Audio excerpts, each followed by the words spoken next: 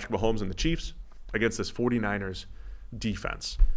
Last time we saw them was the regular season last year, and my initial instinct is the Chiefs offense is going to move the ball the same way they have the last few weeks. They moved the ball fairly easily against the Ravens early in the game. Definitely got shut down in the second half. But when we talk about the mental state of these teams, I think one of the biggest challenges in beating the Chiefs the last few weeks is they just came out firing. They came out and scored on their first drive against the Dolphins. They came out and looked unstoppable against the Bills. And they came out and looked unstoppable against the Ravens on their first two drives. And the Ravens were supposed to be their biggest challenge defensively. I think they were. I mean, that Ravens defense did a fantastic job against the Chiefs offense last game. Okay, the first drive, not so much. Kansas City went down, scored, basically slapped them in the face. But after that, they did a really good job of clamping down on the offense, making everything difficult. And the Chiefs did just enough to keep the ball moving, keep drives extended, and put up enough points, and obviously turn the ball over. So, I think we should credit Baltimore's defense and the amazing job that they did, and say, even despite that, Kansas City made enough plays. So again, I go back to last year's game when the Chiefs' offense was much better last season from start to finish. But the last time they played was Week 7. Chiefs won 44-23 against the Niners, and the Niners were hot at the time. They weren't as hot maybe as they got hotter, I think, as the season went on. And the points in this particular season where they looked like the best team, where they just ran through the Eagles and some other teams and they just established themselves as the best team until the Ravens took them down. But 44-23 in last year's game. And my big takeaway from that game was the way the Chiefs made Nick Bosa in the Niners defensive line just irrelevant, basically. In Bosa in particular, it felt like the Chiefs just made him wrong on every play. And Andy Reid and the Chiefs have a really good feel for taking pass rushers out of the game. And this is a quick-hitting passing attack. Mahomes just gets rid of the ball as fast as possible. It's a yak-driven attack. And I think that does negate what the Niners built as an advantage on that defensive line. Bringing in Chase Young and bringing in Javon Hargrave in this offseason. Can the Niners actually get any pressure? I don't know that they can because of how quickly Mahomes and the Chiefs get rid of the ball, put the ball into the hands of their playmakers. Yeah, I mean, that's certainly going to be the goal. It's worth noting that it's a worse Kansas City offensive line than it was, a year ago. The tackle change, I guess you would say, in the offseason, it hasn't worked. I mean, both those spots are weaker than they were a year ago. Yeah. Now, they've been able to make it not a problem, but one of those guys is blocking Nick Bosa on pretty much every play. That's harder than it was a year ago, even if you're still able to create some of the same plays. So I think that is a different dynamic here. The other element is going to be, the whole blitzing component of it. Like, are the 49ers willing to get aggressive and come after Mahomes for multiple different reasons? Number one, it's always been you don't do that to Mahomes. He's too good. But the last couple of weeks now, the Dolphins did it basically by necessity because they ran out of pass rushers. Baltimore did it for a different reason. But teams have been coming after Mahomes more in the last few weeks. It's also, remember, the 49ers, now this is another one of those ones where now most of these people weren't playing in that game. But in that Super Bowl, Wasp, they blitzed, right? They blitzed on that play. 5-man, maybe. I right. think, yeah. They came after him on that play, and he just backed up and then made the play anyway. So that's always an interesting element when you're playing Mahomes is, do you want to get aggressive and try and force the issue, knowing that he'll beat you every now and again? Yeah, and I like to always reiterate, too, like beating the blitz is not just the quarterback. It's the quarterback plus receivers being on the same page and having outlets. And I think Travis Kelce has looked like Travis Kelce. I mean, this whole season, there's been points where he looked a little bit older, he looked banged up, he was dropping passes, and all of a sudden he's there, right? Right. And he's slaloming through the secondary and finding the open spot. So they're back. But I do wonder. And Rashee Rice has continued to just be on the same page with Mahomes as that outlet. Yeah, he has. But I do wonder if the general dynamic of those Chiefs receivers are why teams are coming after Mahomes a little bit more. Now, last year, you don't want to do that because he'll find the right place to go with the ball and they'll make a play. Now, it's like, well, we've seen most of the season of those guys not making a play, even when Mahomes has put the ball in the right place. maybe we don't trust them to make the play anymore. Maybe we're willing to go and leave a guy on an island against any one of these receivers because we don't actually trust them making the play at the end of it most of the time. Like Travis Kelce accepted maybe, and now Rashee Rice is putting himself into that conversation. But I wonder if defenses are looking at this Chiefs offense and saying it's actually easier to be aggressive now than it used to be. We can take some more chances because we're not 100% convinced they will burn us if we do. The one other aspect here is the run game for the Chiefs. The Niners' run defense, they definitely weren't good against the Packers in particular, and they had some struggles against the Lions for much of the game last week as well. Run defense grade last week of 44 for the Niners. Run defense grade of 53 against the Packers. And I reiterated what Greg Olsen said during the broadcast. Hey, the Niners have given up the fewest rushing yards, but it's not because they're great at run defense. That's a game flow thing. That's, they face fewer rushes. When teams have run the ball against them, they've struggled. And I feel like I say this a lot about the Chiefs. Is this the week where they actually rely on the run game a little bit more? They're still going to be pass heavy in neutral situations. They're still going to be pass heavy. But I don't think this is one of the games where Patrick Mahomes has 30 dropbacks and Pacheco has just 3 carries. I think it'll be more balanced from a Chiefs perspective because their offensive line is good run blocking up front, and they might have that advantage against the Niners. I just think the Chiefs have those answers to keep the defense off balance. The Niners have good linebackers. Well, if you keep them honest with the run game, they won't get as good depth as far as coverage goes. The Chiefs have the screen game, and again, it was like everything that Nick Bosa in particular was doing in the last matchup. As soon as he was starting to get beat on the pass rush, they're throwing a screen, so he looks like he's winning, and they're softening and letting him go.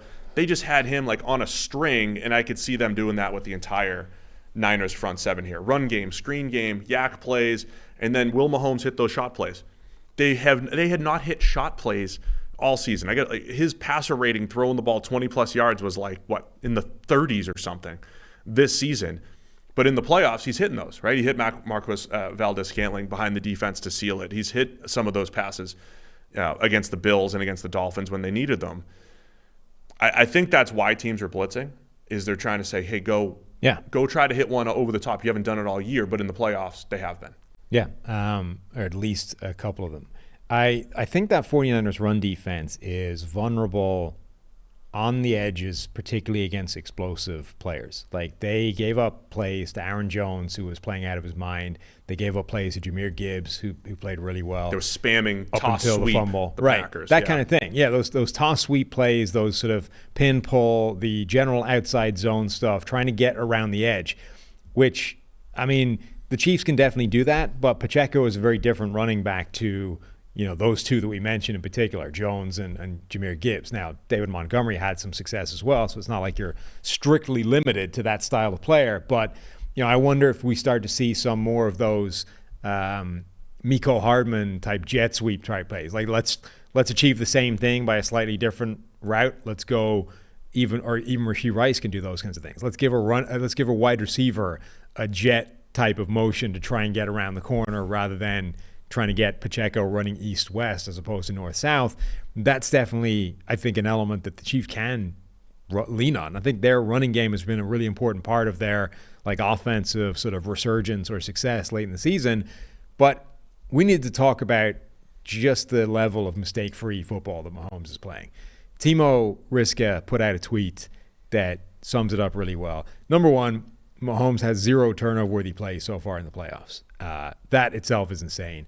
His career turnover-worthy play rate is 1.7%, I think, which in any given year would be either leading the league or right around leading the league figure, right? So once you get to the postseason, against theoretically the best teams in the NFL, when his team needs him the most, he becomes the most unlikely quarterback in the NFL to put the ball in harm's way. That's pretty crazy.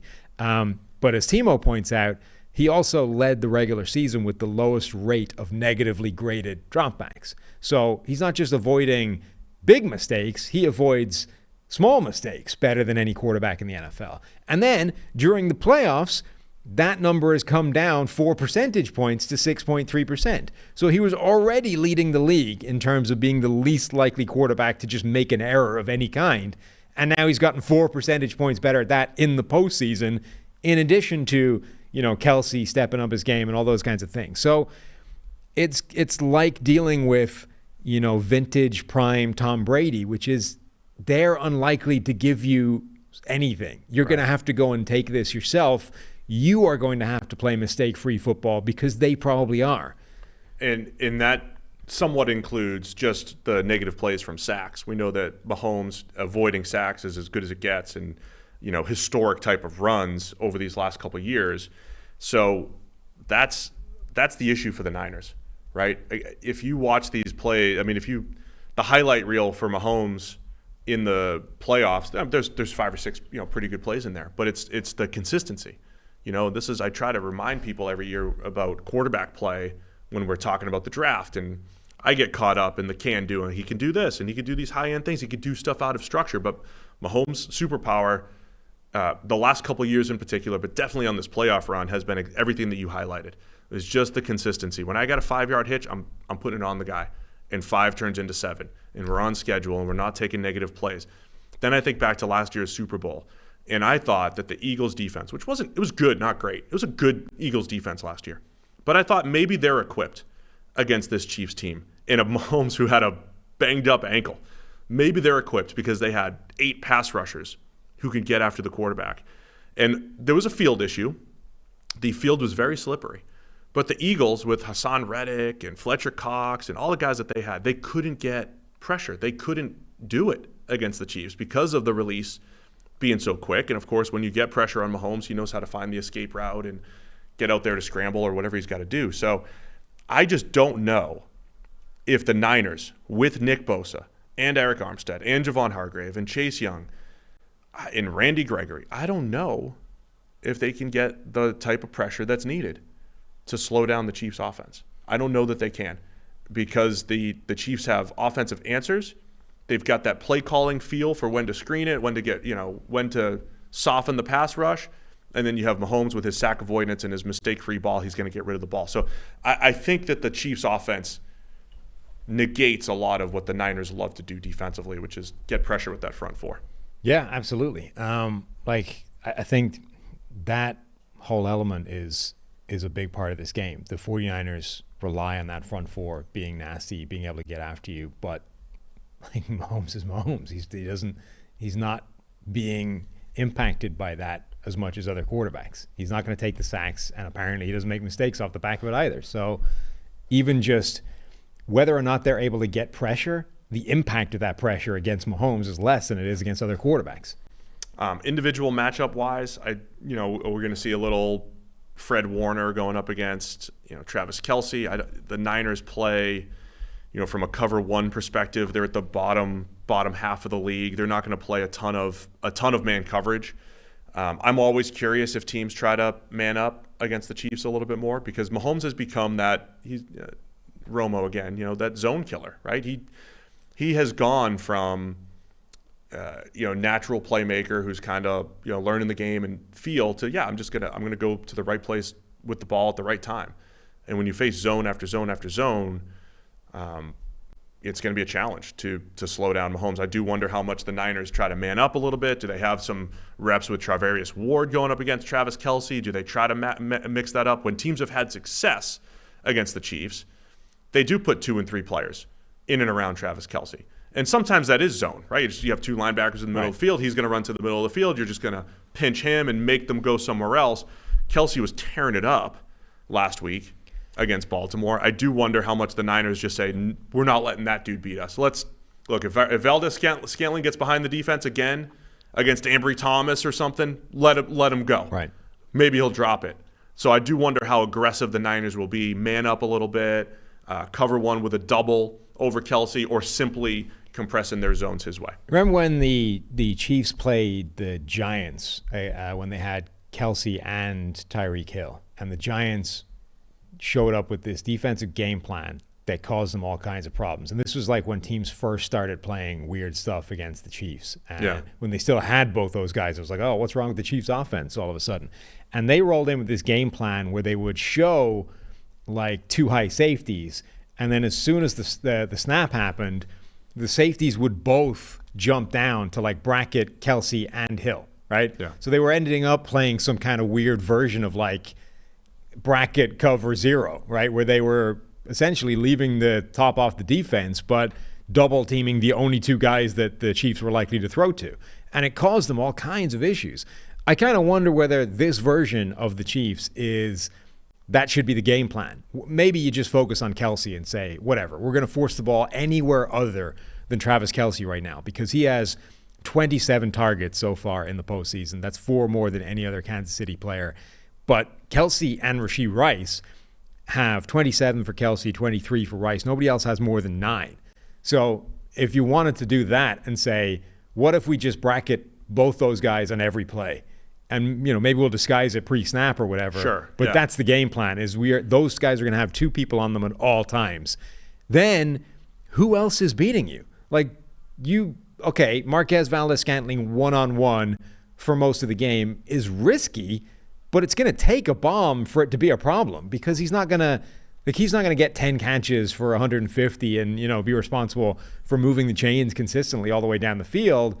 It's going to be, does the one big play you give up to him cost you enough? But, if they then have to go to Noah Gray, Valdes-Scantling, Pacheco, Justin Watson, Mecole Hardman, I wouldn't be scared of that, even if you are leaving them on an island with your third corner or whatever. Yeah, I'm going to be interested in that cat and mouse game on that side of the ball. And again, let's get back to the psychological aspect. If the Chiefs get a hot start again, and look, they could play from behind as well as any team in the league, right? They've made plenty of comebacks, and they did it against the Niners in the Super Bowl. But if the Niners come out cooking again, if the Chiefs come out cooking again, and it's up, they score 7 immediately. What are those adjustments? How does that affect the Niners offensively coming out of their game plan potentially? Again, they did a nice job last week. They made a nice comeback, down 24-7, obviously. But they needed the Lions to make mistakes too. Yeah. So I'm curious to see what that start is for the Chiefs. And then, if the Niners have a lead, can they keep it up? Because that back and forth between Andy Reid, Steve Wilks, it's going to be a good one. But that's the thing, is if they get in a hole against Kansas City, they're going to need the Chiefs to help them get out of it, because, they're probably not going to make those mistakes. Like, they're going to need a Mecole Hardman error or, a fumble on a special teams play, because the chances are Mahomes isn't putting the ball in harm's way. The chances are Kelce's not making a big mistake. Like, they are very, very good at avoiding those critical mistakes, even though that's been their biggest problem all the way through the regular season. They need a total regression of the rest of the Chiefs' offense to that kind of state for them to execute that kind of comeback. So, as is the case with every Shanahan game, their best chance of winning this game is to stay in a neutral game script situation where they're either tied, ahead, or only down by a field goal at any given moment. Like, if the game starts to get away from the 49ers, you do worry about their capacity to hang in it.